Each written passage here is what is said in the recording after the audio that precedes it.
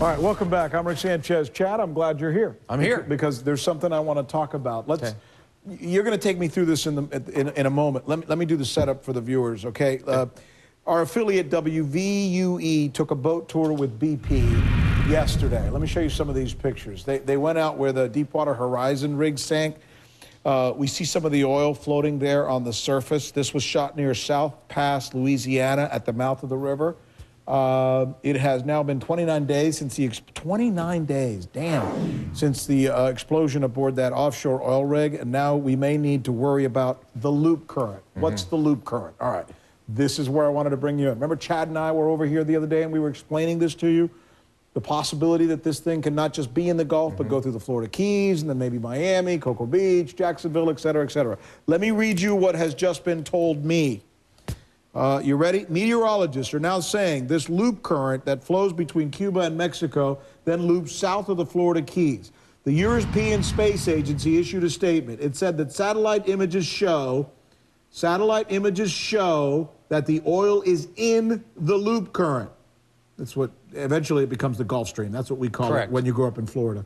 They say that this is visible proof that, at the very least, oil from the surface has reached the current. A new tracking forecast prepared by 4 experts, I'm reading this, Chad, shows that part of the oil may reach the Florida Keys in 5 to 6 days, and Miami Beach 5 days after that. Chad, take it away. Well, and guess what's in between Key West and Miami Beach? One of the prettiest reefs that we have in our entire country. Biscayne National Park, absolutely. Penny Camp. Absolutely, yeah. right off Big Pine Key, all the way up and down there, and into Key Largo. If we kill that reef, that is going to be one ugly little thing we got going on. Can you show us? If you got a map where you can show us exactly what the track is on this thing? I have an animated forecast too. All right, yeah, so we'll do a couple of things, and I'll draw it out for you because sometimes it's easier for a meteorologist to look at these things in a person. But here is Louisiana. Here's Mississippi. Here's Mobile. Here's Apalachicola, and so on and so on. This is a forecast. Here's May 19th. Here's May 20th. Here's the oil caught in the current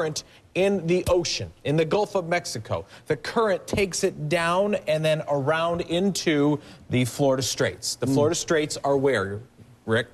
Between Havana and Key West. There you go. So here is the loop current. It comes from the very warm water in the Caribbean, up between Cancun and the western part of Cuba. Here's Cozumel, Cancun. It goes up toward and almost into the mouth of the Mississippi River and makes a turn, kind of makes a loop. And then it turns itself and follows these striations. Here's shallow water, no fish in here. It almost looks like it's dipping right into the oil.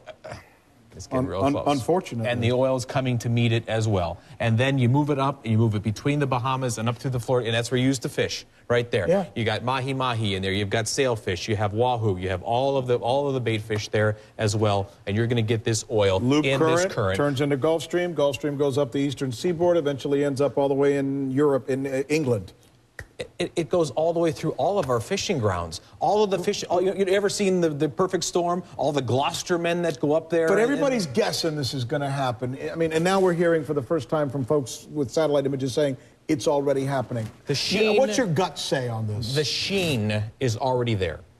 The sheen, really? It's kind of the light oil. The light oil is already eddied. But what about that stuff? We keep reading these reports that there's just stuff like 1,000 feet under the surface, and it's just hanging there like a gloom. We don't know what that is. We don't know what that plume is. We've seen it. It shows up. They haven't proved whether that is dispersant, whether that's dispersed oil, or is that oil that just hasn't made it to the surface yet, but it's moving too. Thank you, sir. Okay. Appreciate your time. I know you weren't planning to be on, but you know how it works. Take a look at this video here, folks.